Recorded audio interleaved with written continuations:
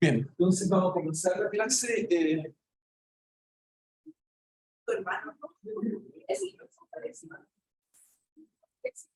Ok. Entonces, no sé si tiene alguna pregunta, subir el mapa de control 1. Vamos a ver entonces cómo lo vamos a reclamar, lo podemos reclamar. ¿Okay? Entonces, vemos cómo hacemos eso. También da una semana y puedo pedir, mirar mi secretaría y lo escriben y eso lo respondo para escrito.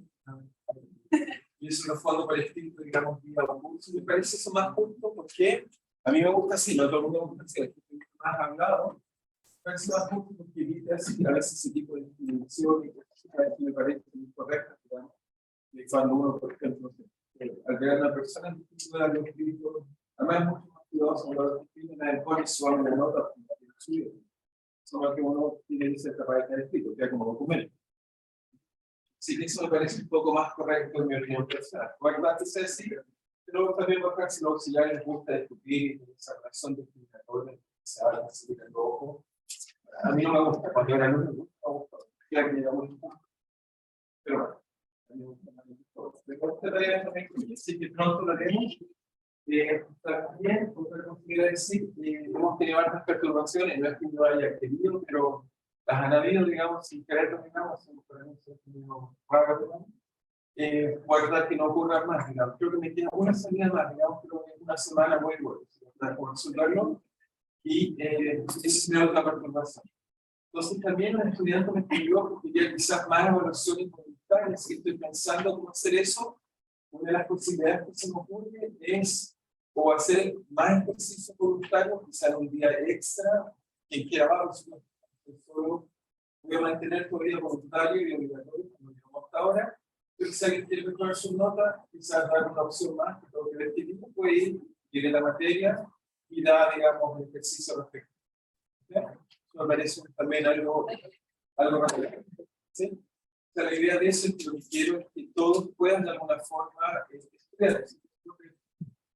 La nota del control no es tan mala, algunas se comparan, ya está bastante buena, pero el ejercicio del control no estaba difícil, pero que tener entonces más cuidado. No sé si hay alguna observación o pregunta antes de comenzar la clase. ¿Estamos bien? ¿No? ¿Está claro para todos? ¿Sí? ¿Estamos bien? Ok, entonces lo último que estábamos discutiendo y viendo era un poco, que tengo que ver hasta dónde, podemos usar la pizarra bien acá, pero no sé si va a quedar bien grabado, vamos a intentar usar la pizarra bien. Estábamos viendo, digamos, bueno, lo primero quería decir algunas cosas. Entonces, mañana por supuesto tenemos clases normales y el viernes vamos a lograr una clase más que TTO, así que eso lo voy a hacer online a las 6 de la tarde. ¿Ok? Eso es para que podamos estar al día y no nos retrasemos mucho. Entonces, las cosas que estamos viendo, desgraciadamente, algo es muy importante, así que vamos a hacer este repaso un poco más cuidadoso, era que estábamos viendo magnetismo. Entonces, el magnetismo es algo muy natural, natural, quiero decir que lo conocemos en nuestra vida cotidiana, a través de algunos imanes, siempre les pongo imanes acá, digamos, con esta columna, aquí hay imanes. De hecho, la punta de este péndulo que siempre les muestro es un imán. Entonces, si uno toma un péndulo normal, entonces sabemos que la teoría es plano, pero esto es material que no es magnético, es un imán, o sea, es un imán, no un imán, este es un imán, este es un imán. Entonces, ese coloco, cuando yo veo que pasa el concepto del material, se magnetiza. ¿Ok? Ahí lo vieron como se deja caer y se magnetiza. ¿Okay? Lo primero que dice que significa que se magnetice, vamos a ver que eso igual que la polarización. Cuando ahora se un imán, va a ser capaz que la materia se magnetiza, vamos a ver que eso tiene que ver que induce la corriente ordenada, y esta corriente ordenada hace que ahora también sea magnética. Porque acá tengo otro imán, es decir, este es un imán, es un material que tiene propiedad magnética permanente. La temperatura ambiente es imán. Si yo subo mucho la temperatura muy particular, que se llama temperatura de Curie, que deja de ser magnético. ¿Okay? Por Pierre Curie, no Marie Curie. Pierre Curie en estudios. Entonces, Pierre lo que estableció es que la temperatura en la cual los sistemas se magnetizan, la verdad es que es significado, tiene propiedades magnéticas permanentes. Ahora, la gracia que descubrimos, a diferencia de la carga eléctrica, es que los imanes, de acuerdo, van a tener dos polos, un polo positivo y un polo negativo, Y lo interesante es que los polos opuestos se atraen, los polos iguales se repelen. ¿Okay? A diferencia de nuestras cargas eléctricas, teníamos partículas que tenían cargas, ¿okay?, positivas y negativas, pero no tenían polos. Estas sí tienen polos. ¿Okay? Vamos a descubrir que no existen las cargas magnéticas. Hasta el día de hoy no hemos observado ninguna partícula que sea magnética intrínsecamente. Siempre las partículas magnéticas, o lo que llamamos magnetismo, es simplemente algo que tiene dos polos, polo norte y polo sur. No existe, si yo agarro este imán y lo rompo en pedacitos, ¿okay?, entonces transforma en magneto. Aquí tengo otro ejemplo que me gusta usar también. Este de acá, por ejemplo, esto no es magnético, es un hierro, pero este sí es un imán, cuando lo acerco se magnetiza y ahora se transforma en algo magnético. Es decir, que si acerco otra esferita, por ejemplo, que no sea magnética, entonces si la acerco con cuidado, también entonces se magnetiza levemente, cada vez menor, no queda magnético. Obviamente, porque esta magnetiza la esfera, ahora queda con el polo norte y sur, y ahora también tiene el polo norte y sur. En este caso es muy leve comparado con la gravedad, yo se lo coloco acá, digamos, más, va a depender del material magnético que uno esté usando. ¿Okay? Supongo que todos han jugado con imanes en toda su vida, supongo. ¿Okay? Cuando uno es niño, es una de las primeras cosas que a uno le gusta, y en la humanidad, en su conjunto, también nos gustaban los imanes desde pequeño. Les dije que los griegos los conocían, y entonces le llamaban magnetismo porque la primera fuente principal de magnetismo que conocemos era la isla griega, que era magnesia, donde había materiales ferro que son simplemente imanes. Entonces viene el nombre imanes, y entonces los imanes los representamos simplemente, como sabemos que tienen polos, nunca entendió el por qué, pero a uno le colocamos azul, no me recuerdo si es el norte o el sur, y al otro le colocamos rojo y a ese le ponemos sur, pero esa es nuestra notación usual de imanes. ¿Okay? Nuestro planeta entero es un imán.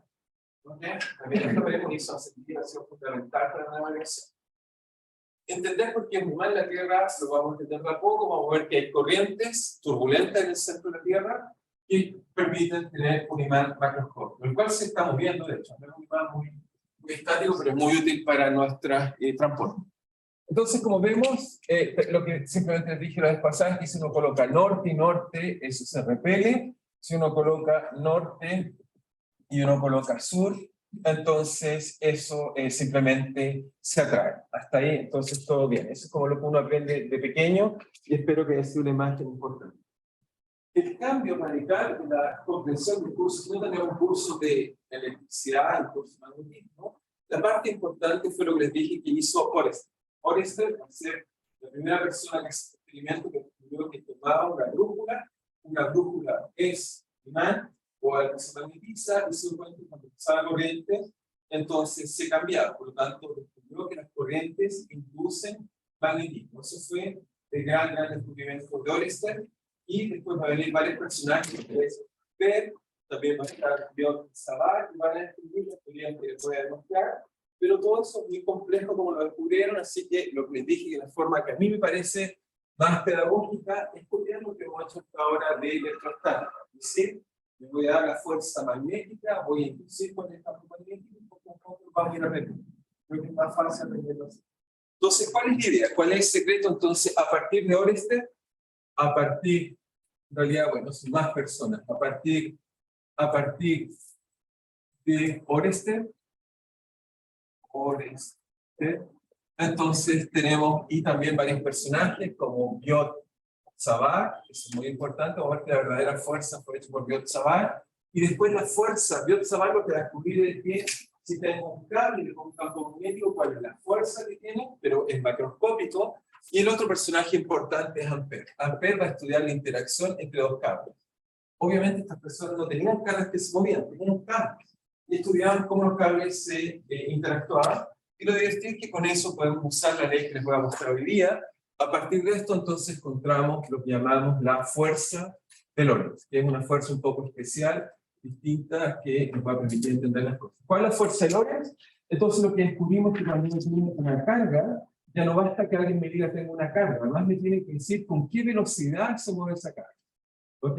Vamos a descubrir que hay fuerzas que, por ejemplo, tienen carga prima, y además tiene una velocidad v, y aparece una fuerza interesante que depende de la velocidad. Eso es lo extraño Eso es lo novedoso, eso es lo que va a cambiar la visión de la física. Este quizás sea el resultado más revolucionario de la física, porque nos va a permitir cambiar toda la visión de Newton. ¿Por qué? Porque hasta la época de Galileo nos decía que si uno cambiaba un sistema de referencia a uno móvil, a velocidad constante, la física era la misma. Galileo, de hecho, hizo experimentos de carga de objetos a caballo y descubrían que era lo mismo. En un caso, el objeto era vertical, en otro caso, una parábola, y entonces hablamos de la relatividad de Galileo.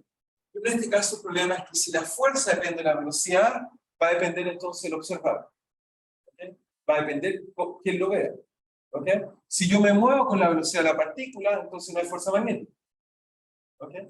Pero lo que vamos a descubrir es que para que eso funcione, van a pasar muchos años, 100 años, vamos a descubrir que la única cosa que hace coincidir las cosas es que vamos a tener que abandonar nuestra interpretación del tiempo y vamos a tener que tener una nueva interpretación del tiempo, donde el tiempo es relativo. O sea, si yo me muevo con una cierta velocidad, el tiempo para mí es distinto si alguien se mueve con otra velocidad.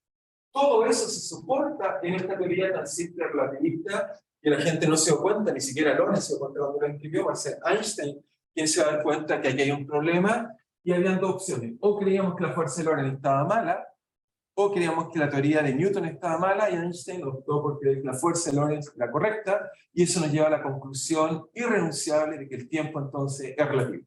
¿Okay? Entonces, ¿cuál es la fuerza?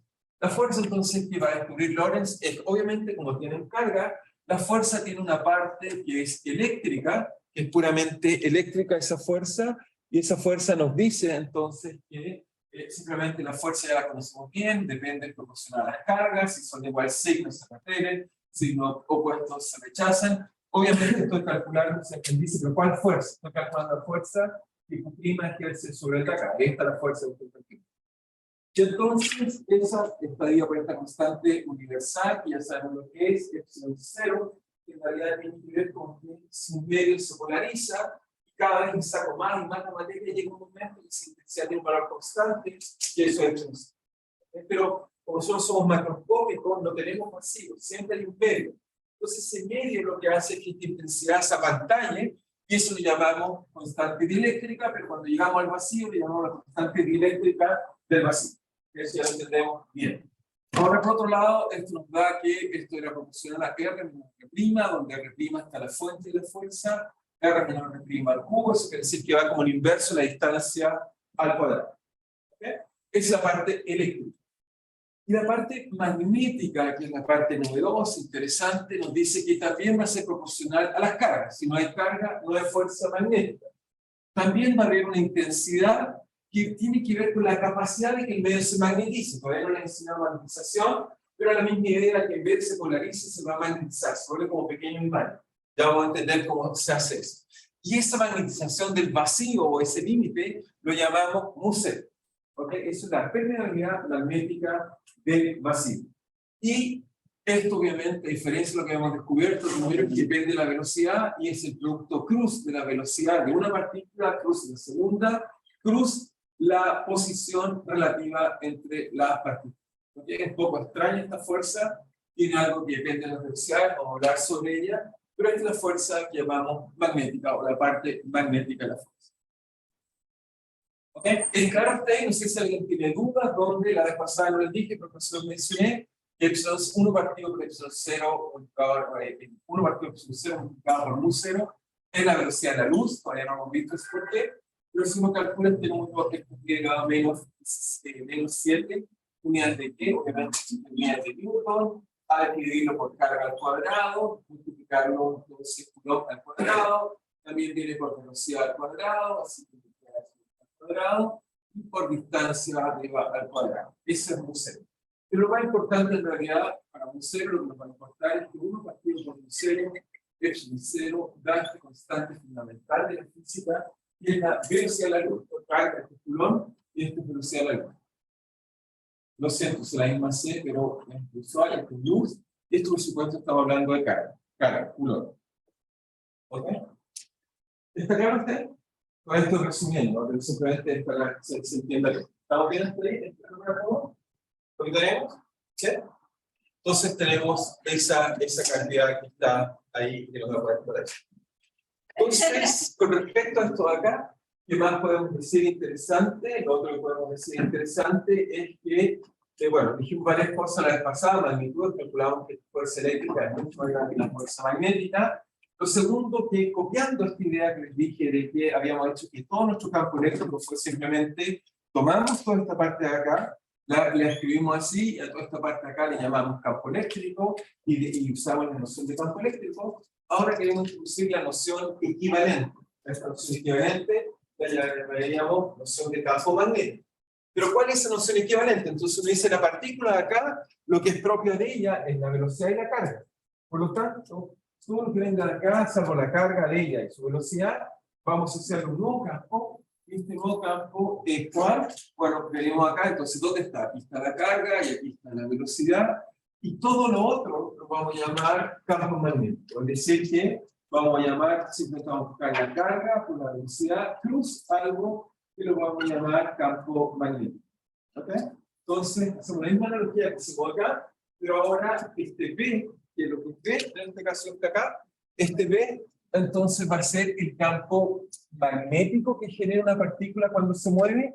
¿Qué significa eso? Significa que tengo una partícula aquí que se mueve con velocidad v y llena todo el espacio con otra flecha que ocupa todo el espacio, más o menos así, un poco más complicado, hay que dibujarlo bien, es complejo, pero por ahora imagínense, crea un campo, y este campo V que crea, es una flecha, este campo V vale simplemente, dada una partícula V' que se mueve con carga Q', que se mueve con V', el campo magnético que crea es simplemente, va a ser la carga que tiene, partido por 4pi, por una intensidad que es mu0, por la velocidad con que la partícula se mueve instantáneamente, cruz R, donde R es el punto donde estoy mirando, R es donde estoy mirando, R si quieren, R mirando, y para que lo colocaba por acá.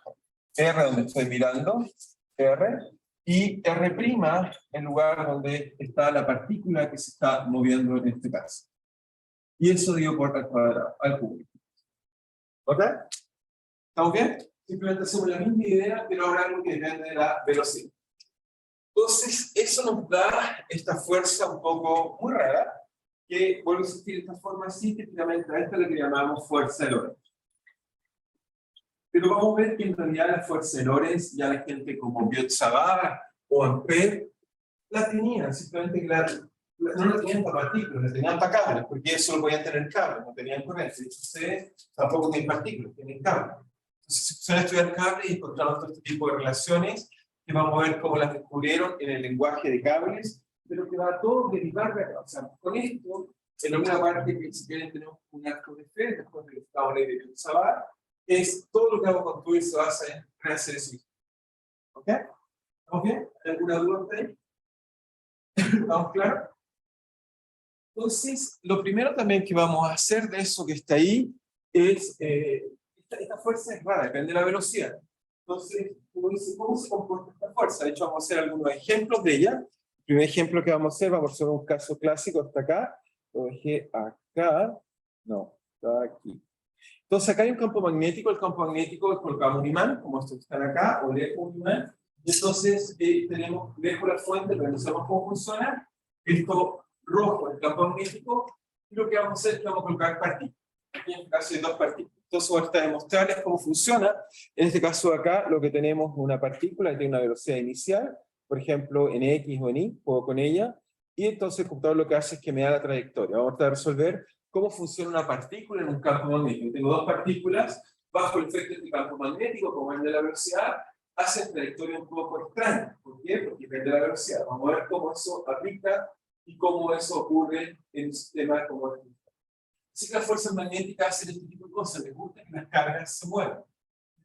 Y eso es lo que vamos a descubrir que está en el corazón de cualquier cosa magnética, en este caso con esos imanes que ven ahí. Entonces, lo primero que uno se hace como pregunta, ok, está esta fuerza de Lorentz, pero uno dice, depende de la velocidad. Entonces es un poco raro, lo primero que uno se pregunta, esta fuerza, si depende de la velocidad, típicamente cuando uno calcula la fuerza, el trabajo, por ejemplo, uno encuentra fuerza por desplazamiento. Pero eso es algo así como fuerza por velocidad por dt. Entonces uno se pregunta si esta fuerza trabaja. La primera pregunta que a uno le gustaría hacerse. Entonces la pregunta que se hace es, ¿la fuerza de Lorentz trabaja? Y ya les dije que vamos a distinguir trabajar de laborar. ¿Ok? Trabajar entonces les dije que lo vamos a hacer en sentido físico y laborar lo vamos a hacer en sentido argentino. ¿Ok? ¿Sí?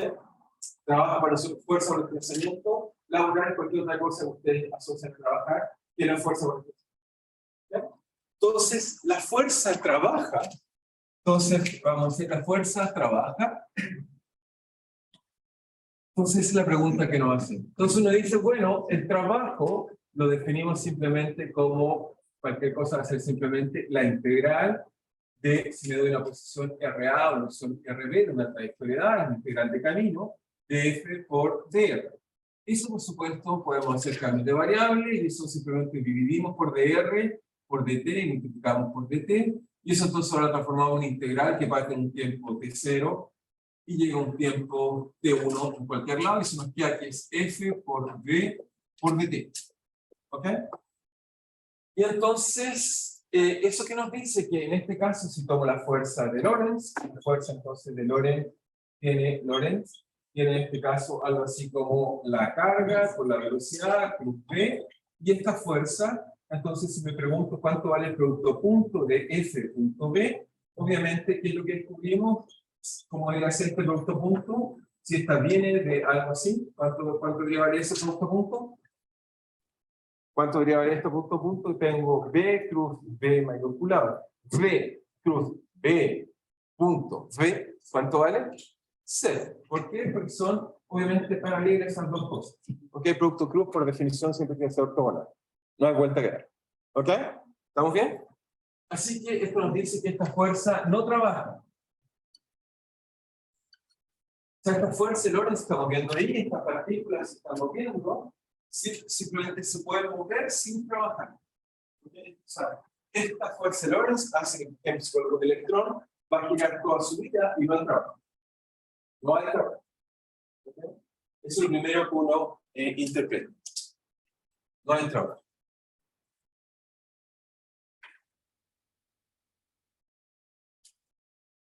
Entonces, hagamos un poco un ejemplo para entender esto. Pues el ejemplo que vamos a hacer está en la pizarra, en la pantalla.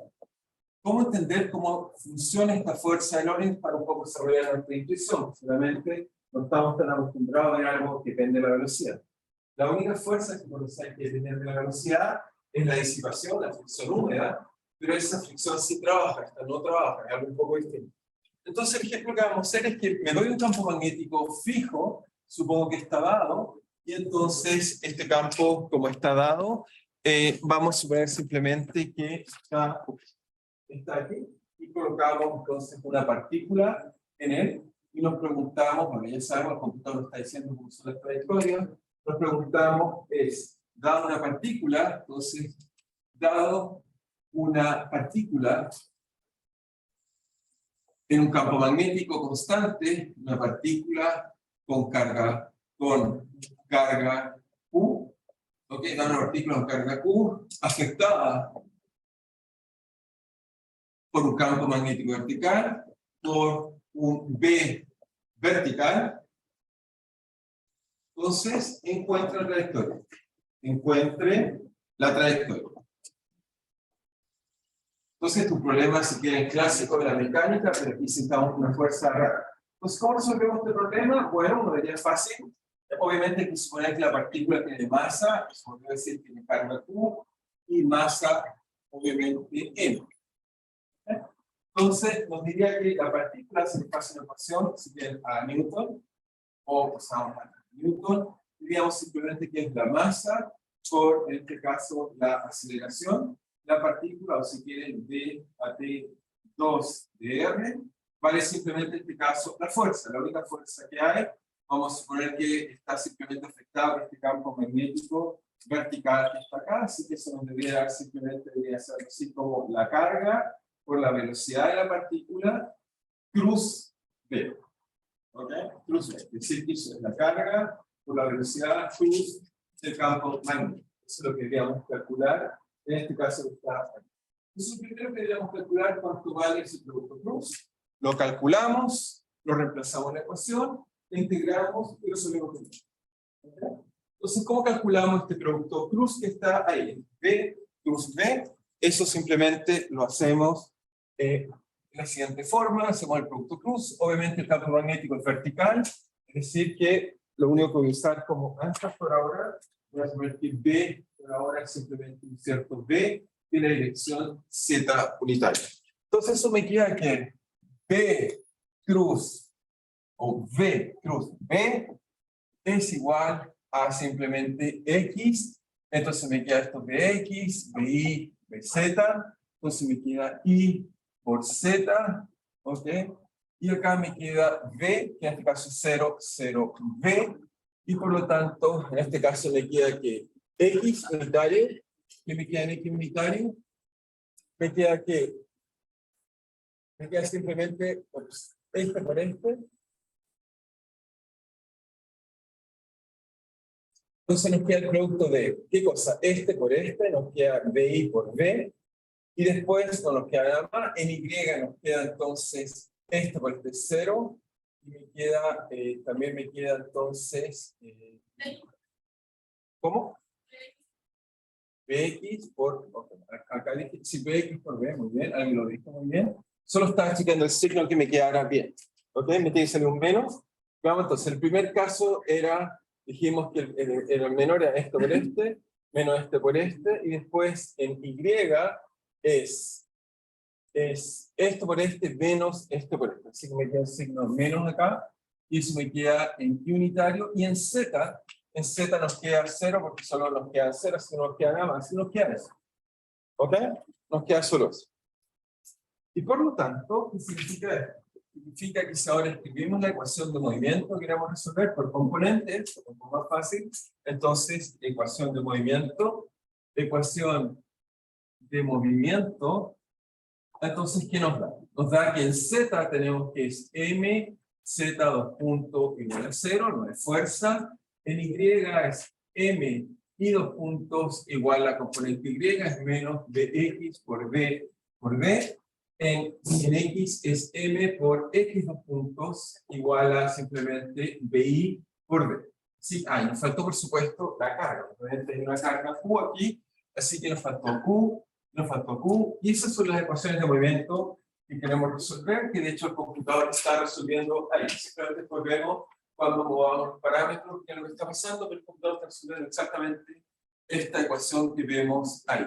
De hecho, fíjense que una tiene carga Q menos Q, después jugamos una vez que tengamos la solución. Entonces, ¿qué aprendemos de esto que está acá? Entonces podemos aprender lo siguiente, resolvemos esta ecuación. Entonces tenemos tres ecuaciones, 1, 2 y 3. Bueno, de la ecuación 1 es trivial, ya lo sabemos resolver. Si la aceleración es 0, ¿cuál es la solución de Z? Si la solución es 0, si no hay fuerza, simplemente sabemos que si la aceleración es 0, significa que la velocidad es constante, y significa entonces que la posición crece linealmente, como lo resolvió de hecho Galileo. Encontramos que esto va como BZ inicial por T más una posición inicial. ¿Ok? Eso nos da trivialmente. Eso es Galileo. O por lo menos lo que estudió Galileo. ¿No? Eso fue Galileo lo que estudió en la caída de los cuerpos, así que estudió ese problema bajo una aceleración constante, pero también sin cero, entonces tenemos ese resultado. Pero ahora, ¿qué hacemos con la otra ecuación? Entonces, la otra ecuación es, para resolverla bien, hay que hacer una pequeña astucia. ¿Cuál es la astucia? Es que si uno la reescribe, fíjense si escribo esto de la forma m b punto, by punto, me queda igual a menos bx por b por q, y la otra me queda m por bi punto, por bx punto, igual a más bi por b por q. ¿Ok? Simplemente cambié posiciones por velocidad. Nada, no hay nada profundo en eso. Pero ¿qué es lo que tiene simpático esta parte de acá? Es que fíjense, uno dice, esto parece algo conocido. ¿Cómo se parece algo conocido? Es que, imagínense, tomamos esta ecuación, o la de abajo, y le aplicamos punto, la derivamos. Si derivo esta ecuación. Cualquiera de las dos da lo mismo, ¿eh? No, da lo mismo. Entonces, si la derivamos, fíjense, va a dar que, ahora me va a quedar m por bi punto, igual a menos bx punto por b por q. Pero bx punto ocupa la ecuación de acá abajo. Entonces ocupo la ecuación que está acá abajo, me queda aquí MBI punto es igual a acá. Entonces acá me queda 2 puntos, acá me queda 1 punto, la B me queda 2 puntos. Ahí está. 2 puntos, y acá me queda 1 punto. Y el punto ocupo la acá. Entonces acá que me da, me dice que vale simplemente BX punto vale B por Q, pero aquí en B por Q, así que me queda eso al cuadrado, B por Q al cuadrado, y por otro lado me dice que dividido por M acá abajo, y por otro lado es proporcional a BI y con signo menos. Entonces lo que hice ahí fue usar, derivé la primera ecuación y uso la segunda ecuación al reemplazar por la velocidad. ¿Y por qué hago eso? Porque esta ecuación es una ecuación conocida por ustedes, que es simplemente la ecuación de un oscilador. Pero esta vez el oscilador no es para la posición, el oscilador es para la velocidad. ¿Okay? Es para la velocidad y no para la posición. Se fijan, me queda masa por aceleración igual a algo proporcional a mi variable, en este caso la velocidad. ¿Ok? Un poco simpático, y lo simpático es que conozco la solución de un oscilador. Sabemos entonces que divido por el m acá, me queda m cuadrado, si quieren lo paso hacia abajo, y por tanto sabemos que la solución de un oscilador es simplemente a una condición inicial por, si quieren verlo, coseno de raíz cuadrada del argumento, así que me queda b por q partido por e, por t más una fase. Esa es la solución general de esa ecuación que está ahí. ¿Ok? Pero es para la velocidad. Es para la velocidad. Y ahora, antes de encontrar la solución general, ahora un segundo ya encontré BI, pero ¿cuánto vale BX? Bueno, BX lo puedo sacar de acá. Si conozco BI, entonces, o por ejemplo, lo derivo acá, y entonces si derivo hasta acá, puedo reemplazar cuánto vale BX. Entonces me dice que la ecuación que está ahí, por otro lado me dice que BX, el de calcular, vale menos M por partido por B por Q por B punto. Pero B punto es derivar esto hasta acá, que es muy fácil de derivar. Eso vale simplemente M por B por Q por la derivada de esto hasta acá. La derivada de seno es menos seno, así que me queda más seno de B por Q partido por M por T más Q0, y después derivo el argumento. El argumento derivado me da B por Q partido por M. Entonces, si me queda B por Q partido por M, esto cancela acá, y me queda entonces que Bx es simplemente lo mismo que la otra cosa, pero es A seno de B por Q partido por M por T más T. ¿Ok? Así que, ¿sí? Acá, porque, bueno, acá está el Bx que saqué de acá, y me bajé un M hacia abajo, ¿cierto? Y el M que estaba aquí, ese lo saqué. Lo saco de acá y lo dejo acá como m cuadrado, y por eso encontré esta solución. ¿Ok? Entonces ya hice solo porque era un paso intermedio. ¿Eh? Pero si lo bajo, tenemos este. Y ahora encontramos una cosa muy agradable, y me dice que Bx y Bi en realidad son exactamente uno es el coseno y el otro es el seno de la misma solución. ¿Ok? Donde hay una frecuencia característica, que está acá. De hecho tiene un nombre, esta frecuencia se llama frecuencia de Larmor, es una frecuencia que vemos cuando colocamos partículas fundamentales, les aplicamos campos magnéticos muy intensos, solución del SAR, por ejemplo, en acelerador de partículas, y eso hacemos que las partículas se pongan a girar, como las que están viendo acá, y giran con la frecuencia de Larmor, y simplemente la intensidad del campo magnético, la carga, y por la masa que tiene la partícula. ¿Okay? Simplemente eso es una frecuencia característica. Entonces tenemos frecuencia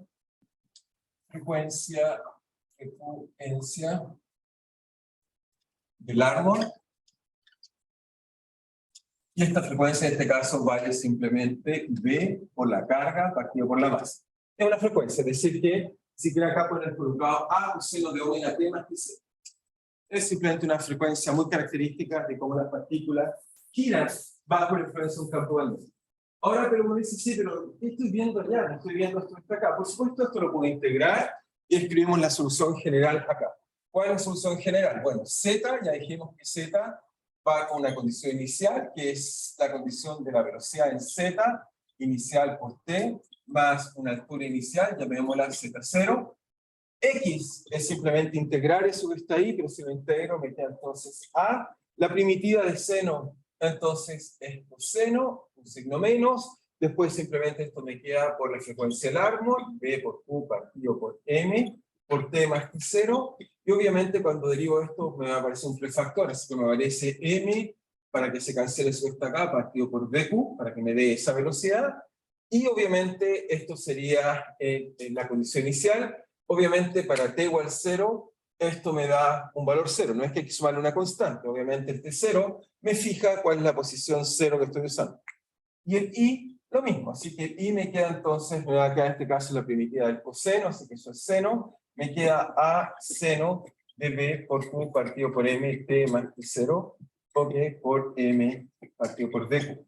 Y ya está, eso me da la trayectoria del problema. ¿Ok?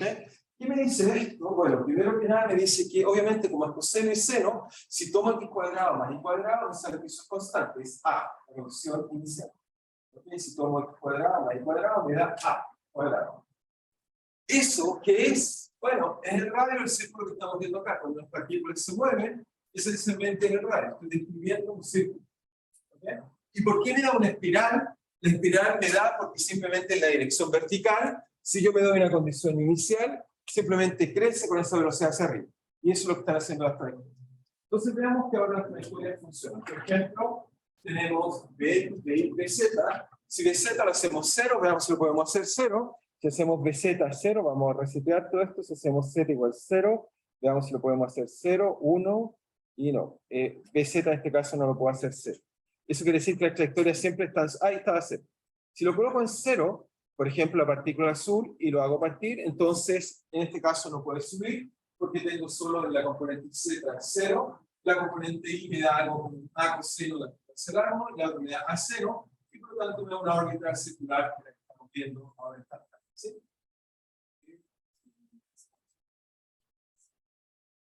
Si crece la masa, en este caso que está acá, obviamente tiene que ver con la inercia, digamos, ¿sí? Tiene que ver con la condición inicial, pero tiene que ver también con esto, con ese crece, pero también tiene que ver con tu A. ¿Ok? Tienes que tener cuidado, porque la es la condición inicial. Entonces, sí, pero una constante arbitraria. La puedo escoger, o sea, en realidad puedo rellamar, si quiero redefinir esto como A', y esa es mi condición inicial. Es una constante inicial, que la fijo con las velocidades iniciales en realidad. Si tú miras en este problema de esta acá, lo que voy a hacer es, fíjate, si hago mi condición inicial más grande, por ejemplo, fíjate el círculo como crece abajo. ¿Ok? Va a crecer con la velocidad. Y es como cambiar la condición, estoy cambiando la condición inicial, es cambiar el A inicial. ¿Ok?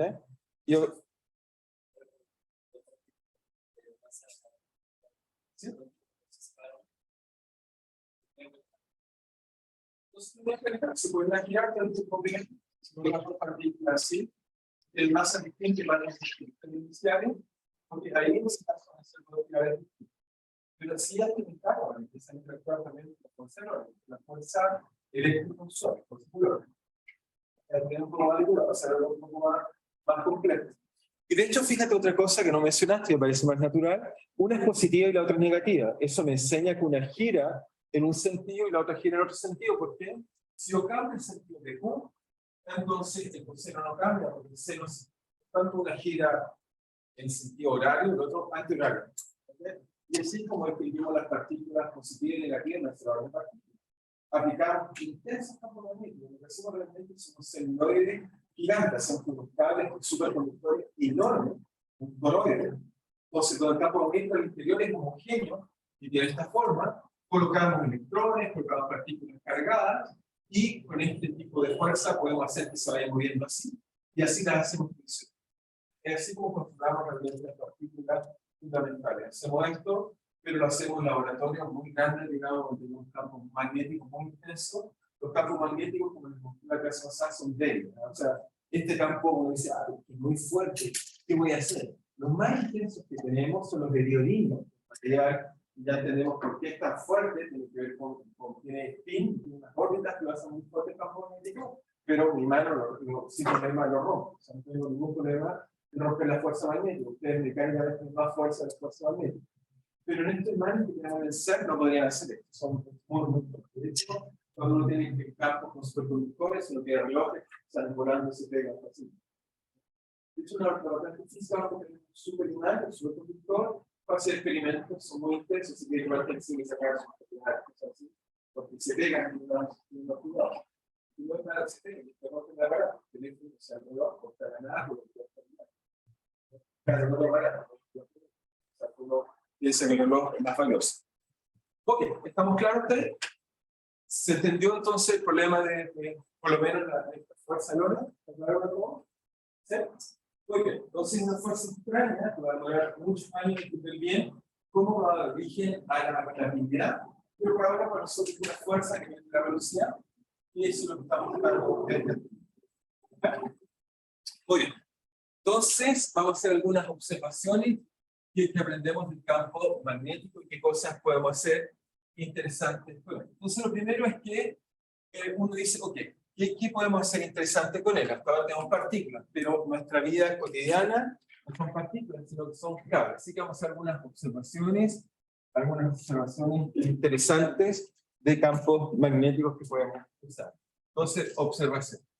Entonces, lo primero es que uno se imagina, ok, uno tiene, por ejemplo, un cable, así, uno tiene una corriente, y uno se pregunta, ok, si cada electrón siente una fuerza rara con la vista acá, ¿qué pasará con un cable? Es decir, esto fue el experimento que la gente realmente hacía.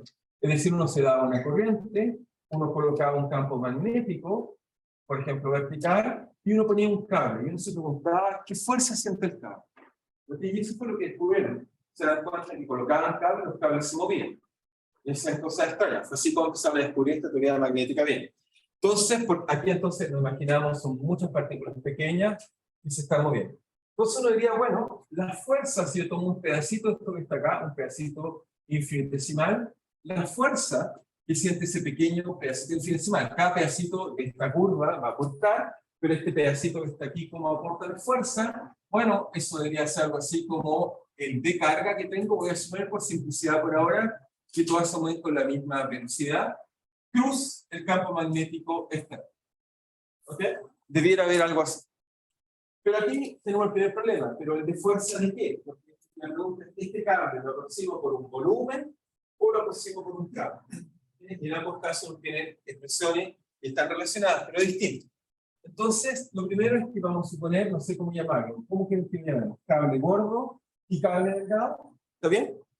Solo para poco, quizás, poco, ¿cómo llaman? Cable grueso, para no tener una mala altura.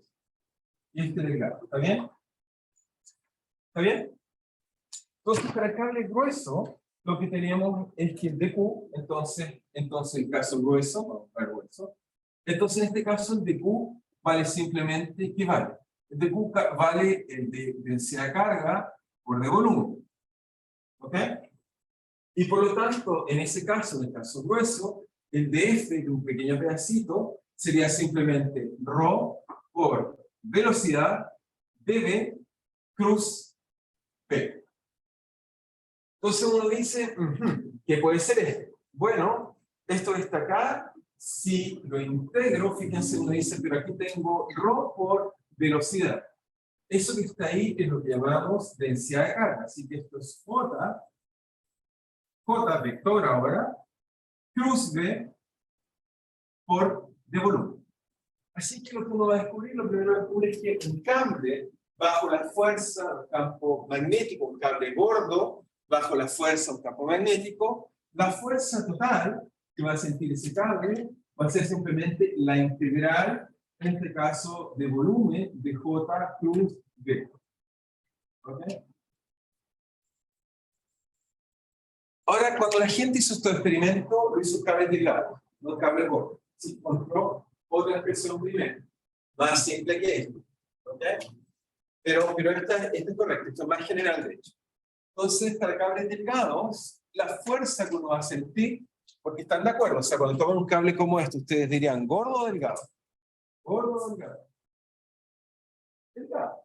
Si lo miran, tienen bastantes milímetros, entonces delgado. Uno lo aproximaría por algo delgado, y peor los cables de un circuito eléctrico, son todos muy chiquititos. ¿Okay? Entonces uno diría delgado, como primera aproximación. Por supuesto, si sale algo mal, lo tienen que recalcular un poco mejor, pero efectivamente la mayor parte de los experimentos usaban cables delgados. Entonces, delgado. Entonces, en el caso delgado, ¿qué es lo que hace uno delgado? Es que en realidad lo que está haciendo cuando algo es muy delgado, uno está despreciando la sección transversal. Uno, de alguna forma, el área es muy chiquitita. ¿Okay?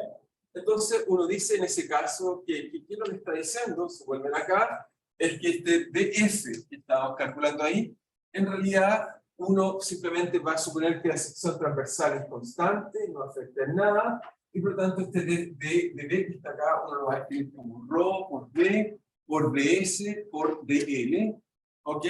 Y esto entonces tenemos cruz B. Hasta ahí está el vector.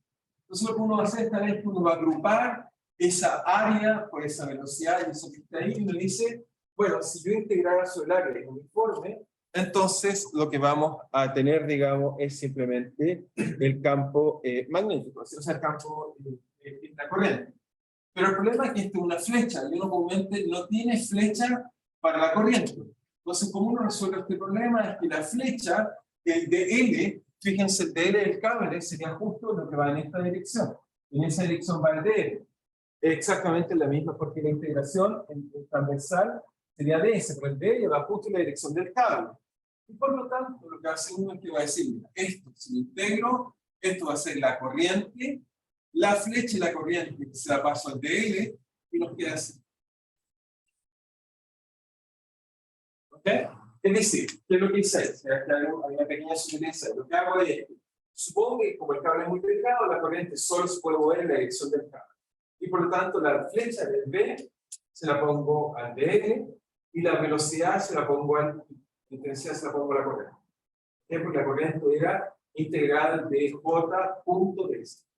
Estoy intercambiando eso y por lo tanto me queda esto acá y eso me permite decir que la fuerza es simplemente ahora la integral de camino, la trayectoria integral de camino de simplemente la corriente por dl cruz v. En general el I no cambia a lo largo de esto, o sea, salvo que haya que la carga se esté acumulando, en general el I sale para afuera e incluso esta expresión es más simple, nos va a quedar que simplemente la fuerza sobre un cable va a ser la corriente de dl cruz v.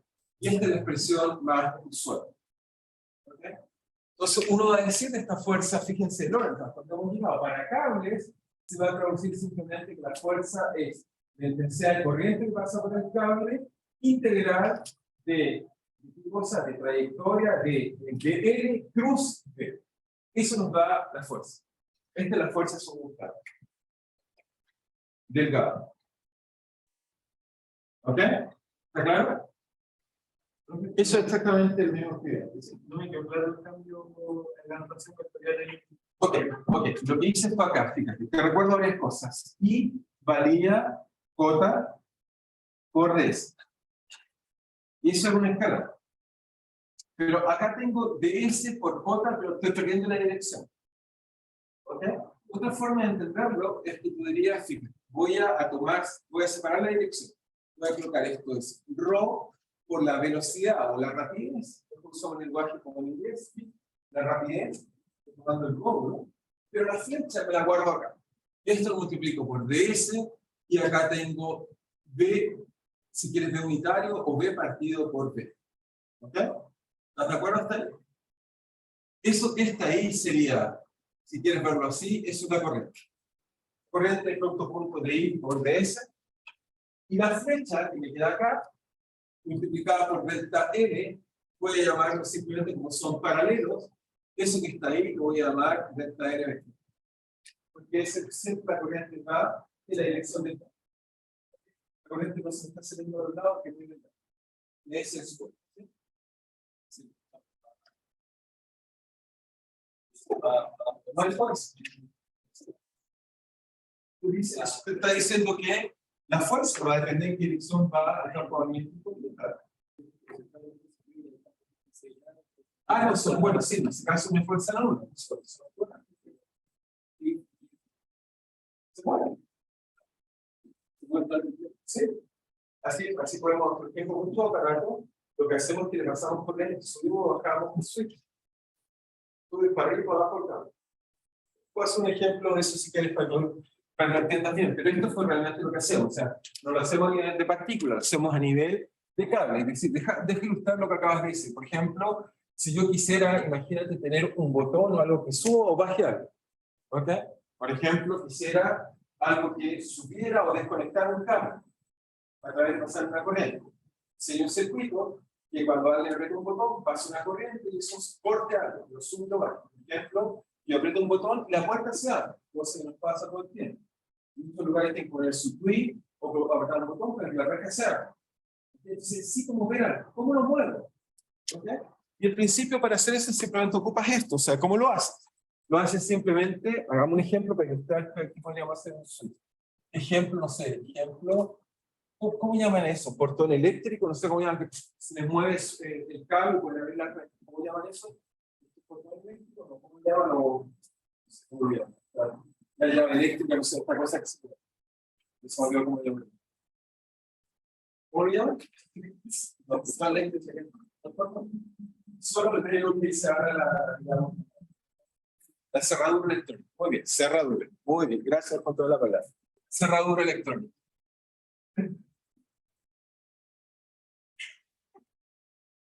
Entonces, ¿cómo haríamos eso? Bueno, si tuviera que diseñar una, lo que yo haría siempre, colocaría un lugar que yo controle la corriente, o no, y por ejemplo, puedo sacar un par de cables así rígidos, no flexibles, estos rígidos, y entre medio de ellos les coloco un cable flexible, algo que pueda subir y bajar. ¿Ok? Un cable flexible. ¿Ok? Este cable flexible, por ejemplo, lo podemos colocar bajo la influencia de la gravedad y además le coloco un imán apuntando en alguna dirección. ¿Ok? ¿Para qué? Porque entonces, si el cable está horizontal, entonces tendría corriente hacia acá. O sea, si pasa una corriente, obviamente la corriente va a entrar por acá, va a bajar por acá, va a salir por acá, también por acá. Pero como ve el campo magnético, este cable va a sentir una fuerza. La gravedad lo va a querer tirar hacia abajo. Eso, por ejemplo, puede permitir que esté conectado a esa cerradura. Y el campo magnético, de acuerdo a la dirección que coloque, en este caso voy a tener, todavía sin calcular, lo voy a calcular rápidamente, me va a quedar D, por ejemplo, si lo recorro hacia acá, me queda el DI, DL, vector hacia acá, campo magnético hacia acá, entonces me queda vector hacia allá, campo magnético hacia acá, me queda una fuerza hacia arriba. Así que la fuerza en este caso Lorentz haría que, si quieres, el DL plus D sea hacia arriba, gravedad hacia abajo, si paso suficiente corriente, lo conecto, lo desconecto. Ese cable es flexible, se va a formar con un lado o con el otro. Y es una especie de parábola hacia abajo, paso de para arriba o para abajo, por como sea el sentido de corriente. ¿Eh? Lo voy a escribir acá, ¿sí?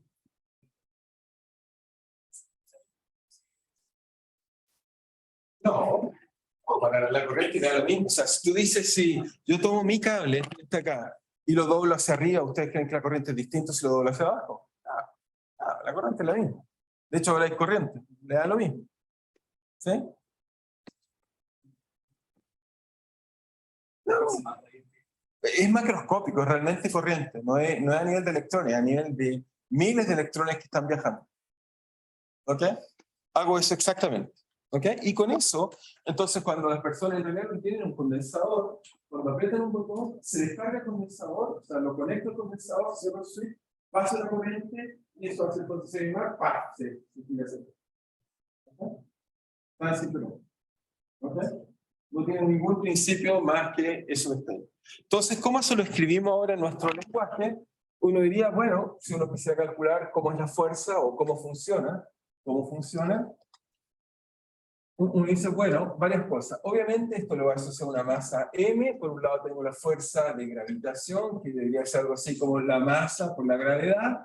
En este caso, si me un sistema de coordenadas, por ejemplo, qué sé yo, coloquemos y hacia arriba, entonces colocamos x hacia acá y z hacia ustedes, entonces este caso sería gravedad hacia abajo, sería simplemente así, ¿cierto? Apuntaría hacia allá. Entonces, ahora lo que hacemos es, colocamos la fuerza de Lorentz, en este caso Lorentz, entonces en este caso de Lorentz sería, ¿cómo sería la fuerza? Bueno, si supongo que el cable es uniforme, entonces sería algo así como la corriente que estoy pasando, esa le puedo cambiar de signo, porque puedo pasar la corriente hacia allá o hacia acá. Soy yo quien escojo en qué dirección va la corriente. Ese integral va a ser simplemente proporcional al largo, así que aquí va a ser el largo del cable, ese dato es un dato importante, el largo del cable. Después va a ser proporcional a qué? A L cruz B. Entonces ahora, si integro hacia allá, por ejemplo, estoy pensando que la corriente va hacia allá, entonces mi vector va hacia allá, el campo magnético hacia allá, producto cruz me da hacia arriba. Así que eso me da la dirección Y, y esto es proporcional al campo magnético, y en equilibrio estas dos fuerzas se equilibran, y entonces en equilibrio, tocamos en equilibrio. Entonces, ¿qué me puede decir cuánta corriente necesito, por ejemplo, para superar la gravedad, para levantarlo, por ejemplo? También podría colocar un peso, si quieres, acá, y levantarlo, subirlo o bajar. Entonces, el equilibrio que me diría, si equilibrio estas dos fuerzas, me queda que mg es igual a I por LB, y entonces encuentro que la corriente que necesito para levantar este objeto simplemente va a ser la masa, la gravedad, el largo del cable y el campo magnético que tengo. Con eso puedo diseñar algo que pueda subir o bajar. ¿Sí? Los cables sienten fuerza, que es la fuerza de Lorentz, simplemente pero a nivel macroscópico. ¿Okay? Obviamente en este cálculo estoy despreciando la interacción entre las cargas. Solo estoy tomando en cuenta y siento el campo magnético y las trayectorias se quieren curvar tanto que están curvando las diferentes cargas. ¿Ok? ¿Está bien? ¿Es claro para todos? ¿Más o menos? ¿Sí? Entonces tenemos que usar este tipo de cosas. Entonces, muy bien, si es claro para todos, hoy día se me olvidó hacer un break. ¿Hasta qué hora es la clase? Hasta un cuarto para las 12, ¿no? ¿Quieren hacer un break ahora? Ok, tomemos un break de 5 minutos.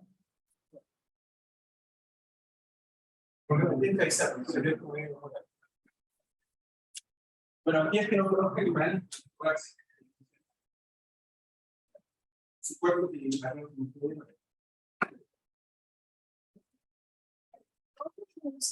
¿sí? ¿Sí?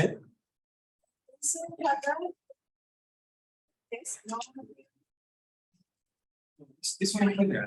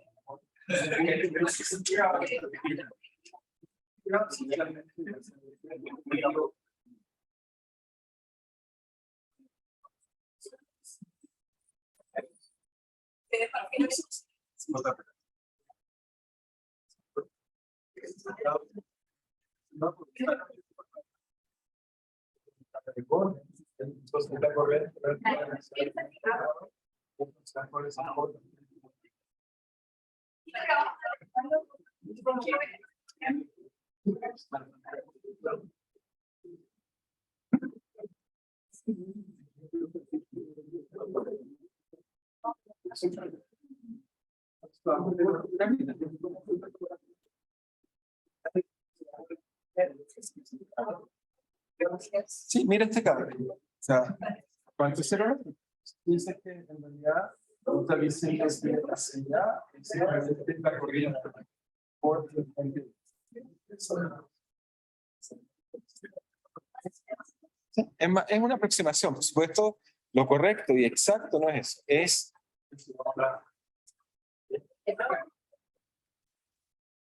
no es para la próxima. Sí, fue pero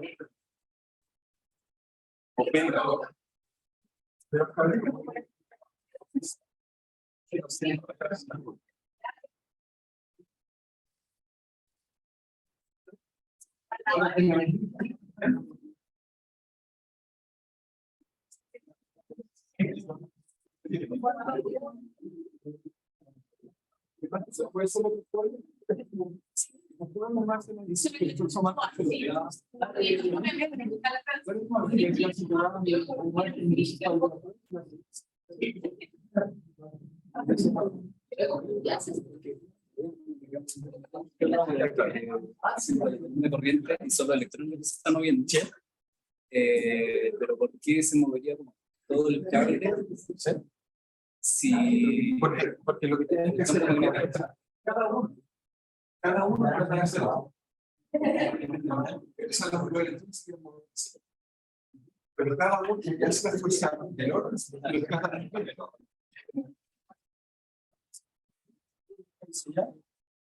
magnético se casa y la fuerza del orden hace que quiera salir.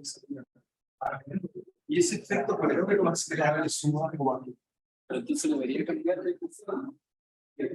No, la corriente. De hecho, los electrones cuando viajan, el electrón de un material de origen viaja a colisionar con del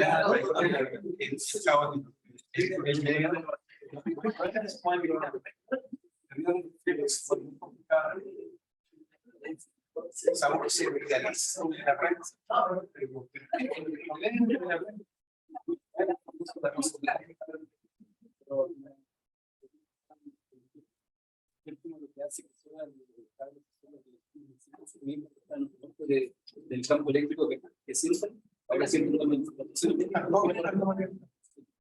y la energía no cambia porque son dos cosas diferentes.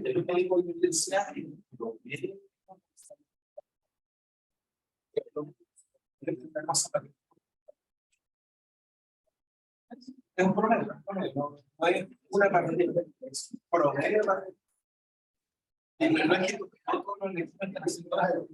Algunos están muriendo así, lo pueden decir, y con hay una fuerza en la casa, hay un efecto fuerte. Pero la frecuencia de cada uno debería ser no, la movilidad ahora entonces en una movilidad. ¿Por qué? Porque algunos se interactúan más. Es una cosa colectiva, es como por ejemplo, todos los colectivos se comportan de un colectivo, la tendencia de como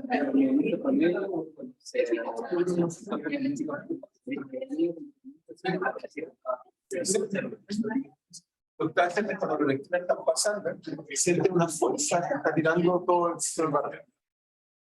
Porque estás obligado, porque los electrones en un cable no se pueden mover de cualquier forma, solo se pueden mover.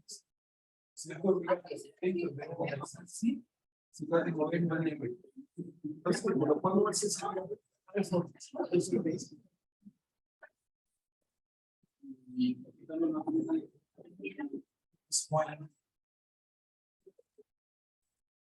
Claro, no hay ¿sí?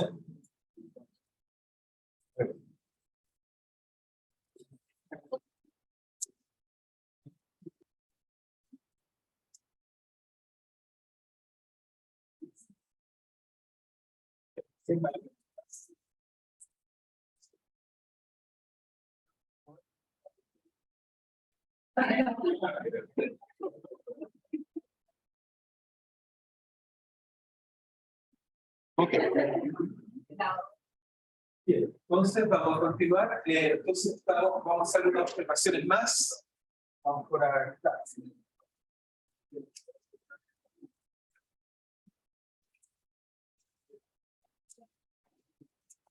Entonces, la primera observación que vamos a hacer es... Entonces, la primera observación que vamos a hacer es cable. Primero que nada, corriente. Hasta ahora hemos visto en un cable. Entonces, perdón, en un cable, en un plano, corriente en un plano. Algunas observaciones, corriente en un plano. ¿Por qué? Porque ahora sí podemos tener planos, aplicar el campo magnético y deformar algo plano. Pero ¿cuál es el problema que tenemos? El primer problema que tenemos es que cuando definimos corriente, por ejemplo, en un cable volumétrico, era fácil porque dijimos que tomábamos una superficie y dada una superficie, tenemos, por ejemplo, las cargas se movían hacia acá, dada una superficie uno puede definir sin ningún problema una normal. Y con la normal entonces podemos definir que I era simplemente J.ds. El punto ds era que colocábamos la normal e integrábamos. Pero aquí tenemos un problema, porque cuando tenemos un plano, uno dice, ok, las cargas no hay problema, las cargas se mueven hacia allá y por lo tanto podemos definir una especie de densidad de carga vectorial que la vamos a llamar K en vez de J para distinguirla que está en dos dimensiones. Hasta ahí es casi lo mismo. El problema está que ahora en vez de tener una superficie, uno debería tener una línea sobre la cual está pasando el carga. Y en esa vamos a definir, en esa línea deberíamos ser capaces de definir sin ningún problema la corriente. La dificultad está que cuando tengo una línea, ¿cuál es la normal una línea? La normal una línea puede ser esa. Entonces, es un problema, no tenemos normal. ¿Okay? Para una línea dada, si yo doy una línea y me pregunto cuánta corriente pasa hacia una línea, el problema que tenemos es que no sé definir la normal de una línea. ¿Okay? La indefinida. Por lo tanto, hay una pequeña sutileza que tenemos que mejorar. Entonces, ¿cómo uno resuelve esto para tener una definición unívoca? algo que nos permite decir cuánta corriente está pasando sobre esa línea roja que está ahí. ¿Ok? Ese es el punto. Entonces, uno puede definir eso de la siguiente forma. Lo que uno va a decir es que, ok, lo que sí sabemos es que si hay un plano, localmente podemos definir, y eso sin duda lo podemos definir bien, la normal al plano. Esa sí que está bien definida. Si alguien me da una superficie, yo puedo definir la normal al plano. ¿Ok? Y por lo tanto, uno dice, uno quisiera, por otro lado, al igual que acá integrábamos sobre esa superficie, uno quisiera integrar sobre este elemento que está acá, que nos gustaría, no sé, llamarlo delta R, de alguna forma integrar sobre ese delta R y sacar una corriente. Entonces, en este caso, la forma con que definimos una corriente va a ser así. Simplemente vamos a usar el hecho que, fíjense que M va hacia arriba y K va hacia allá, para que me dé algo paralelo a R, lo ideal entonces es hacer M cruz K, corriente, en este caso es densidad de corriente, eso me va a dar un vector que va a ser paralelo al delta R, y por lo tanto hago punto delta R, y eso lo integro en esta curva M gamma. Ahí sí tengo definido algo que está bien definido. Ahí tengo algo que tiene sentido, es decir, que en este caso la corriente es volumétrica, entonces tenemos J por delta S nos da la corriente. Cuando la corriente es superficial, lo primero que tenemos que definir es un K, que es la densidad de corriente superficial, en este caso, densidad de corriente, pero en este caso superficial. Y definimos densidad de corriente superficial, que sigue siendo lo mismo, va a ser algo así como una densidad, pero ahora en vez de ser va a ser una densidad con una velocidad, esta densidad en realidad es una densidad superficial, no volumétrica. Así que esto va a ser algo así como una especie de sigma por velocidad, a diferencia del J, que nuestro J era proporcional a ρ por V, es la única diferencia. Y después definimos entonces la corriente así, definimos la corriente como el producto cruz entre la normal a la superficie, eso cruz la corriente superficial, me da un vector, y eso lo multiplico por, entonces, por el punto delta R, y eso me da entonces cuál es la corriente que está atravesando la curva roja. ¿Okay? ¿Es claro? ¿Alguien no entendió eso? ¿Está bien para todos? Es la misma idea de esto que está acá, pero en el caso de un plano, tengo la única dificultad que tengo que la normal hay que darle un privilegio, porque hay muchas normales para una curva. Entonces usamos la normal a la superficie, y con eso estoy obligado a introducir producto cruz para que me dé la corriente. ¿Okay? Ese es el límite, no es más. ¿Ok? Entonces, eso por un lado, definimos corriente en un plano, eso nos va a permitir entonces calcular a veces, por ejemplo, fuerzas. Si yo tengo una corriente, por ejemplo, un plano cualquiera, si uno se pregunta, ok, ahora tengo una corriente sobre un plano, entonces ahora doy K y no J, y en este caso acá hay un campo magnético exterior y uno se pregunta cuál es la fuerza que siente por ejemplo, plano pasando una corriente. Entonces uno diría de nuevo, la idea sería que si tomo un DF, uno diría simplemente en este caso, debería ser el de carga por la velocidad cruz V, fuerza de Lorentz que hemos estado usando el tiempo.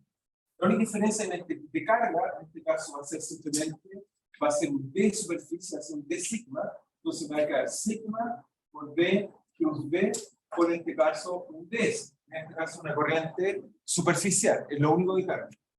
Y por lo tanto me va a decir que la fuerza en este caso, la fuerza ahora, no por un hilo, sino en este caso coloco una superficie. ¿Ok? Lo único que va a cambiar es que aquí me va a quedar K cruz V, y esto está integrado en este caso en la superficie, que en este caso esté considerando que era esta altura. ¿Okay? Lo único que cambia en este caso es simplemente que introducimos una nueva densidad de corriente, que es simplemente la densidad superficial, por, en este caso, la velocidad, y eso nos da que entonces la fuerza va a ser, en este caso, que al sentir este elemento va a ser simplemente K cruz V por la integral de superficie, en este caso, vamos a la superficie. ¿Ok? ¿Está claro? Exactamente lo mismo que antes, salvo que ahora nos queda el K acá y no nos queda el J cuando era un volumen. Es la única diferencia. En este caso serían iguales, la única dificultad que hay que tener es que la densidad, ahora la corriente tiene una expresión distinta debido a que tenía que introducir una norma. Lo único que cambia. ¿Ok? Muy bien. Entonces tenemos eso que está ahí. Entonces, perfecto, eso nos da la densidad de corriente. Voy a aprovechar este pedacito de pizarra que está acá. Voy a hacer otra observación. Vamos a ver que cuando estudiemos una materia, o sea, cuando podemos estudiar cómo funciona, cómo se polariza este material, etcétera, vamos a estudiar también fundamental, estudiamos la materia como corriente. Son simplemente los electrones que están orbitando son como corrientes. Así que la pregunta que va a ser fundamental va a ser es, dado ahora una espira, si me doy una espira, o usar el concepto de espira, si me gusta llamar espira, simplemente una espira, que es lo que es un cable cerrado. Espira o cable cerrado. Entonces, la pregunta que nos vamos a hacer, y es la misma pregunta que le pasa a cualquier átomo cuando le acerca un imán, uno se pregunta, ¿qué fuerza siempre esos orbitales? ¿O qué torque siempre? Vamos a ver que lo que descubrimos para la materia del cuando tocábamos un campo eléctrico se polarizaba, lo que vamos a descubrir es que cuando hacemos un imán se va a magnetizar, y eso, ¿qué significa? Vamos a tener que darle sentido. Entonces, para hacer eso, lo primero que nos deberíamos preguntar es si me doy una espira cerrada y le aplico un campo magnético uniforme. ¿Y por qué uniforme? Porque obviamente a escalas atómicas, el tamaño de un átomo es un angstrom, así que estamos hablando de algo que tiene algo del tamaño de un angstrom, y el campo magnético de esa escala casi no varía. Vamos a usar típicamente, vamos a estar a escala por supuesto macroscópica. Y por lo tanto, la pregunta que nos gustaría resolver es cuál es el torque y cuál es la fuerza. Entonces, la fuerza que siente este cable, si suponemos que hay una corriente I, de nuestra cabeza lo que estamos imaginando no es un electrón que está viajando, por ejemplo, un orbital. Ahora, un electrón a nivel cuántico no es una partícula puntual, es una especie de nube que está viajando, así que una imagen de corriente es mucho más realista, incluso mucho más realista que esta visión clásica. Así que es una especie de corriente que está ahí, y le aplico un campo magnético, y me pregunto cómo es la fuerza. Entonces uno diría que la fuerza es simplemente, si pensamos que un orbital es delgadito, efectivamente son delgados, va a ser simplemente la integral de la corriente que circula al interior, de simplemente ahora una integral de curva cerrada, porque es una espira, ¿ok? ¿De qué cosa? De dl cruz b. ¿Okay? Eso debería ser en general, es la misma fuerza que la integral. Ahora, lo primero que uno dice es que, como les dije, esta escala, si es para un átomo muy pequeño, el pelo va a variar, por lo tanto, esta fuerza debería ser de la forma I integral de dl cruz b. ¿Ok? Debería ser así porque en esa escala el campo magnético no varía. ¿Okay? Fíjense, el campo magnético varía en la escala de un ángstrom, muy poco, muy pequeño. Así que, en principio, la fuerza que hace un orbital o un cable en un campo homogéneo es simplemente I por la integral de dl cruz b. ¿Okay? Pero, primera cosa que uno sabe, la integral de un camino cerrado delta L, ¿cuánto vale eso?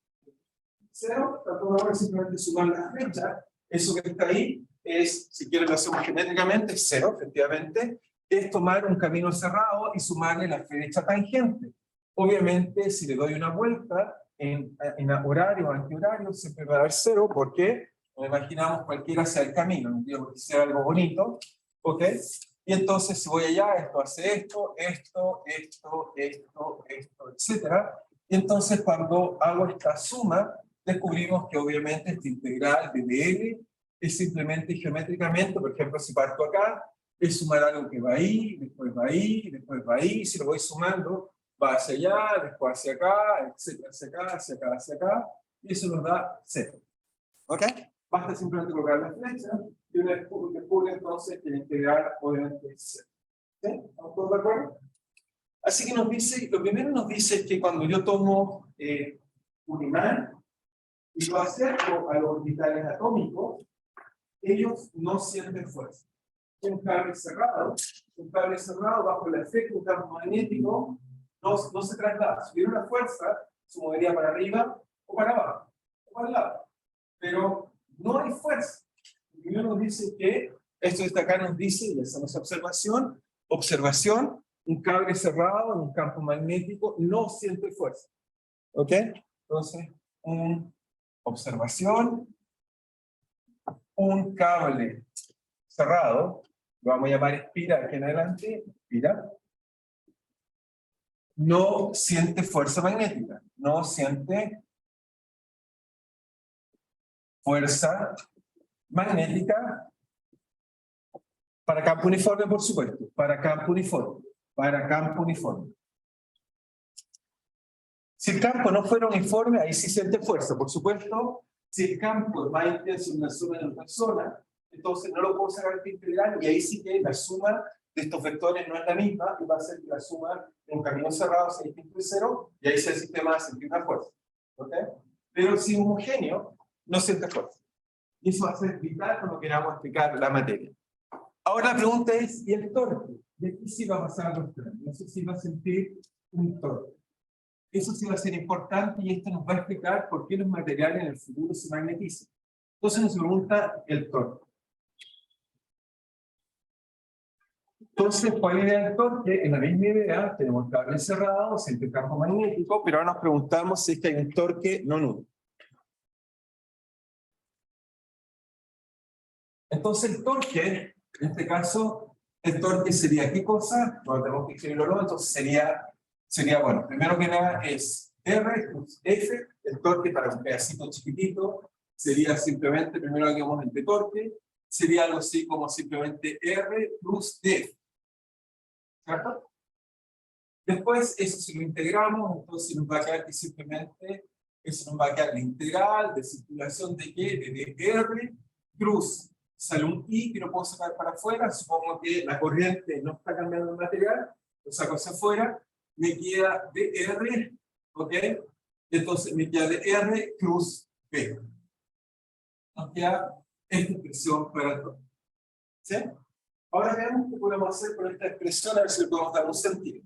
Entonces lo primero que hacemos es que, como es un producto cruz, entonces el torque va a ser simplemente la integral de esto que está acá, entonces esto que está acá me va a quedar R punto simplemente B por dr, ¿ok? Menos, ¿ok? Entonces este salta ese acá y después me queda R punto dr, ¿ok?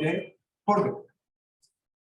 ¿Estamos de acuerdo hasta ahí? Simplemente apliqué la definición de producto cruz, esa regla que no gusta llamarla de chanchito, dos veces y cambio el signo.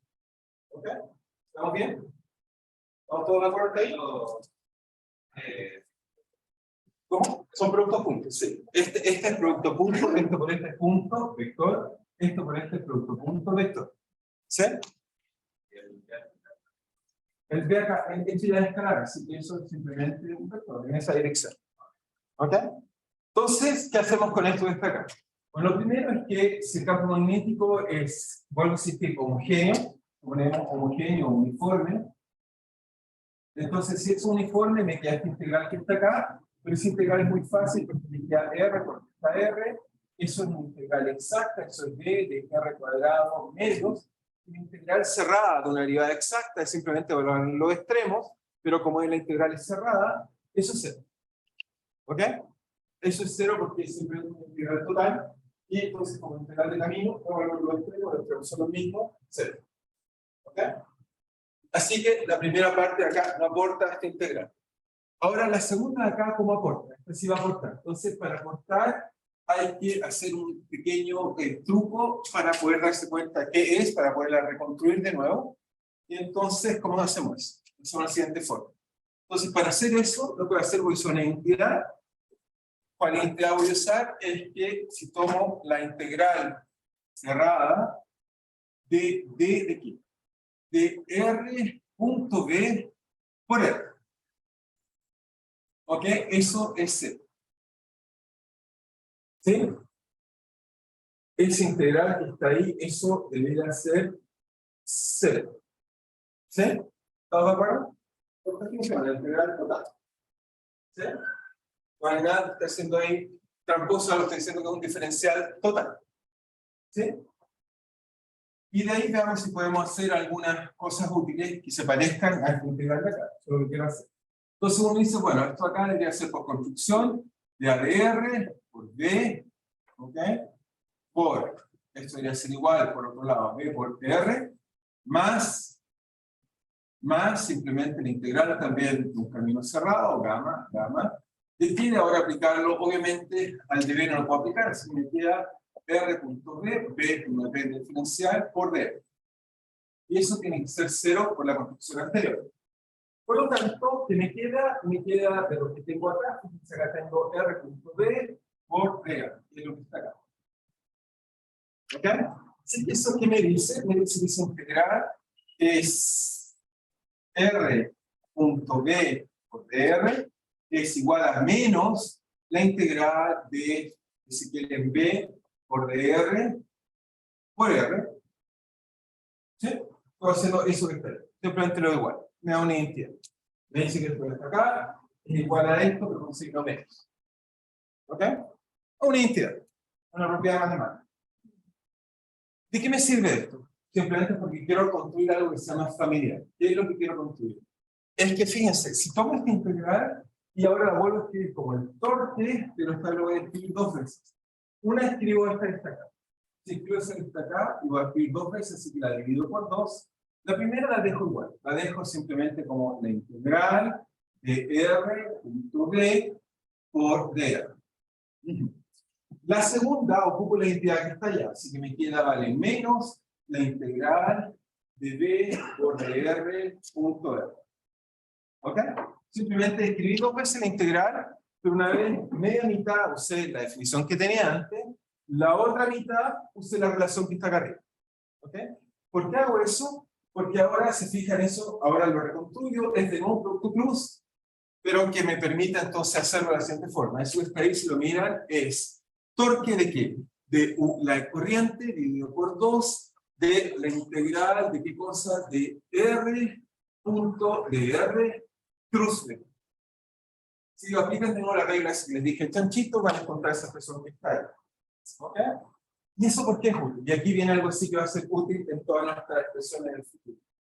Esto que está acá, dividido por 2, es algo que aprendieron cuando estudiaron el movimiento de los cuerpos celestes de Kepler, que lo que eso es R por delta R dividido por 2. Eso es el área de la trayectoria. Es decir, si yo me doy una curva cualquiera, entonces, si se recuerdan bien, geométricamente, esto quiero que es una curva cualquiera así, yo me paro acá, y esto es R, esto es delta R, el producto cruz de R por DR medios me da ese triángulo que está ahí. Así como entonces Newton aprendió entonces el movimiento de iguales áreas para qué. ¿Okay? Por lo tanto, si está ahí, es el área, pero es un vector, es el área orientada. ¿Okay? Es decir, que si uno suma todo eso, lo integra, me va a dar el área que está acá en esa dirección que está asignada. Eso lo llamamos área orientada, o área así. Área. Porque después el área lo vamos a ocupar para otra cosa. Área, eso simplemente es un medio de la integral de R cruz delta R. ¿Ok? Y eso me permite introducir algo importante que vamos a ver que es el análogo, va a ser exactamente el análogo de la polarización en el futuro para los sistemas magnéticos, que en realidad tiene que ver con algo que llamamos el momento magnético. Vamos a definir, lo voy a definir, bueno, a mucha gente le gusta usar letras distintas, le gusta colocar mu o m, lo llamamos momento magnético, y eso es simplemente la corriente que circula sobre una espira multiplicada por el área orientada. ¿Ok? Eso es, y si quieren verlo así, con la misma expresión que tengo ahí, R cruz de R, y esta cantidad física la llamamos momento magnético. Y esto, si quieren, va a ser el análogo, solo por cultura, análogo de la polarización. Vamos a descubrir qué cosa, que cuando tenemos cualquiera sea una corriente, cualquiera sea la corriente circular de la luz cerrado, tiene un momento magnético. Lo terrible es que las partículas fundamentales, incluso hasta el electrón, tienen un momento magnético. No sé cómo el electrón, si es una partícula puntual, pero tiene lo que llamamos un spin. Tiene un momento magnético que se puede calcular, que es una propiedad cuántica, una cosa muy extraña. Hasta las partículas más pequeñas que conocemos, uno las puede interpretar como una corriente que está girando, que tiene un área. ¿Ok? Con ellas vamos a construir el magnetismo. El magnetismo en realidad es una consecuencia de que la materia tiene spin. El spin es el origen del magnetismo. O sea, esto está acá, tiene un magnetismo permanente, porque si miro su celda unitaria, voy a descubrir que la suma de esos spins no se cancela. Voy a descubrir que ellos están girando así, para arriba, otras para abajo, se cancelan, pero hay una por ahí que está suelta sin tener cancelación, que hace que esto se mantenga. ¿Okay? Lo increíble es que eso incluso a nivel electrónico. O sea, uno piensa, ¿de dónde viene el magnetismo? O sea, que me para en la calle y me dice, ¿cuál es el origen de que hay un magnetismo? Y uno diría, mira, hay dos posibilidades. Una es que los electrones están girando. Así. El problema es que hicieron su curso de química y descubrieron que cualquiera sea el electrón que tienen girando así, hay otro girando en la otra dirección. Típicamente los átomos estables tienen estos dos, se cancelan. Uno está así y el otro está así. ¿Ok? Esos son los niveles, por ejemplo, ese que descubrieron u otros niveles. Siempre hay uno que está en la otra dirección. Así que el origen magnético no tiene que ver con que tenemos orbitales, salvo los materiales raros como el neodimio, que es el material mejor magnético que está acá, son como plateados, son más intensos que conocemos. ¿Okay? Este material tiene un acoplamiento pi-órbita, se acopla la órbita con el pi, y el único que es burdo, por eso está magnético. Lo descubrimos más recientemente, pero todo el magnetismo tradicional es simplemente debido a que los electrones giran hacia arriba o hacia abajo. Eso hace que sean algo así como, si quieren verlo así, tienen una propiedad de como una especie de corriente que está girando y por lo tanto le asociamos un momento magnético. A los electrones los vemos así, pero en realidad cuando alguien me presenta un electrón le coloco la carga Q y después le coloco un spin S que me dice en qué dirección tiene su momento magnético. ¿Okay? Que no es una corriente que está girando. Tiene esta propiedad cuántica que es equivalente a una propiedad clásica como si hubiera una corriente. Es decir, los spins, claro, calcula el campo magnético, si uno lo coloca un electrón, tiene, ya lo saben, como el campo eléctrico, pues podemos descubrir cómo es el campo magnético en espira, vamos a descubrir que exactamente como el que tiene el Sol. Hasta incluso un electrón tiene esta estructura bonita del campo magnético, que son como esta especie de dos orejas, ¿sí?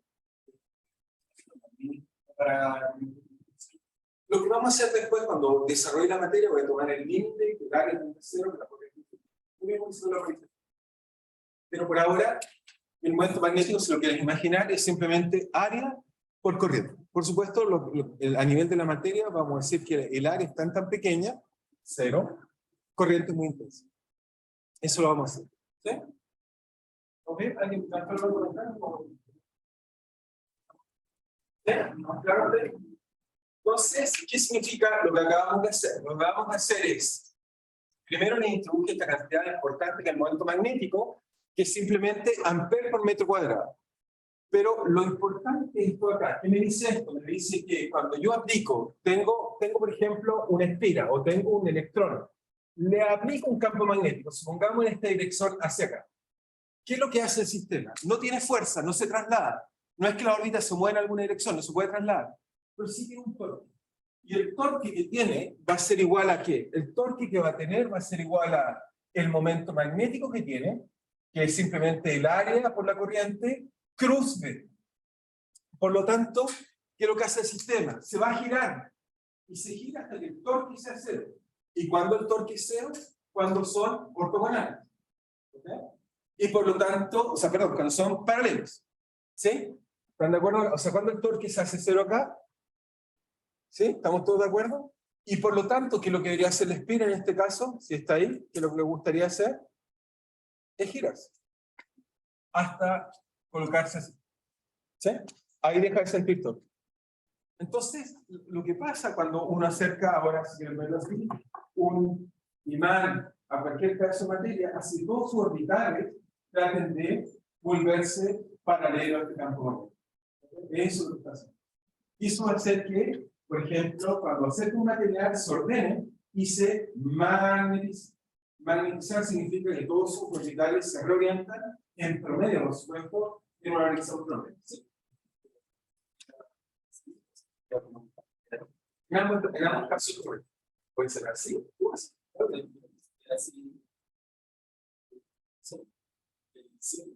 No, pues si queda así, sí, porque el área, que lo dije al revés, el área, perdón, tienes razón. El área en este caso sería hacia acá. El que se tiene que orientar es el área orientada. Entonces se mueve en la otra dirección, tienes razón, lo dice al revés, así. Es decir, que esto va a terminar siendo así. Lo que trata de volverse paralelo es la flecha del área. ¿Okay? Es decir, solo por decir esta imagen, porque la voy a usar después, es decir, ¿cuál es la imagen que debiéramos aprender si alguien me dice cómo se magnetiza algo? Ya hace un minuto porque quiero hacer esta imagen. Nos dice así. Entonces lo que aprendimos aprendimos dos imágenes. Lo primero que aprendimos es que cuando acercábamos una regla cargada y colocábamos material, lo que hacíamos en realidad es que esto se polarizaba. Ya entonces menos, más, etc. Y aprendimos que eso hacía que esto saltara. Ahora, cuando alguien me acerca un imán norte-sur a cualquier cosa, por ejemplo, eso es lo que hacen cuando me hacen una resonancia magnética, por un campo magnético muy intenso. Lo que hace es que, bueno, el campo magnético va a ser así. Entonces, supongamos que el campo magnético aquí está muy lejos, así que está más o menos horizontal. Lo que hace es que mis moléculas o mis orbitales se tratan de ordenar de tal forma que todas quedan apuntando así.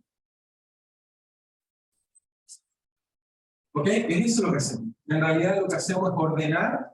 El material normalmente cuando está en equilibrio tiene siempre orbitales, pero están en todas las direcciones, para allá, para acá, están todas desordenadas.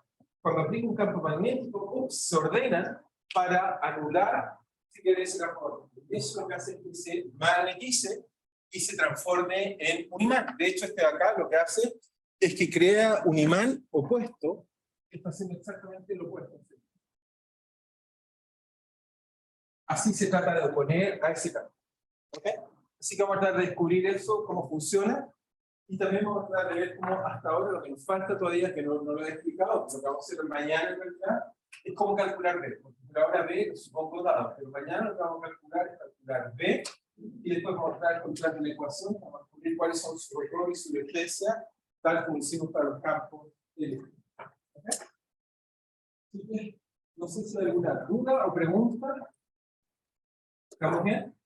Ok, entonces mañana seguimos con esa parte que está ahí.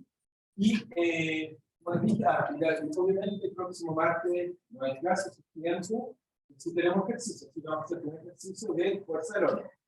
¿Okay? Si vamos a hacer un problema de aprender fuerza del orden.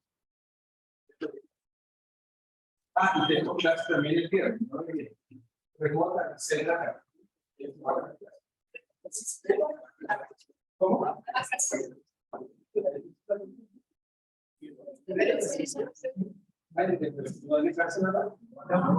Si yo quise pensar, ok, entonces no hay necesidad.